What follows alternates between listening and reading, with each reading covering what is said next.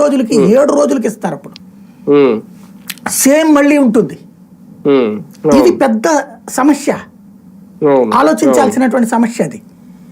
అలాంటి ఒక alternative mechanism plan చేయకపోతే ఇప్పుడు టోకెన్స్ 30% వరకు మేము ఆన్లైన్లో పెట్టామయ్యా, మిగతా 70% మంది వచ్చిన వాళ్ళు వచ్చినట్టు క్యూ లైన్లోకి వెళ్ళిపోతారు.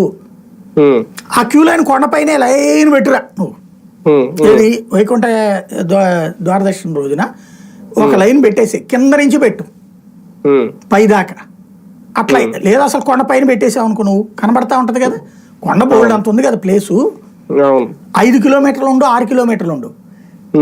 ఆ లైను నడుస్తా ఉంటే పబ్లిక్ ఎవరు ఫీల్ అవ్వరు. నడుస్తుండటం కాకుండా స్టాగ్నేట్ అయింది అనుకోండి. మీరు ఒకసారి గుర్తుకు తెచ్చుకుంటే ఇదే చంద్రబాబు గారు 2014-19 మధ్యలో కొండ పైన ఇదే వైకుంఠ ఏకాదశి రోజున రచ్చన ఇచ్చింది.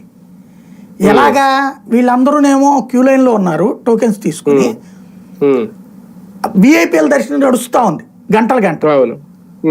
దాంతో కూర్చుని విరక్తి చెందినటువంటి జనం అందులో ఎక్కువ చేరిపోయారు. ఆ కంపార్ట్మెంట్ లో కూడా, ఆ క్యూ లైన్లలో కూడా విసుగు చెందినటువంటి జనం ఐరన్ గ్రిల్స్ ఉంటాయి కదా, అవి ఓడపీకేసి ఆందోళనకి దిగారు ఆ రోజున.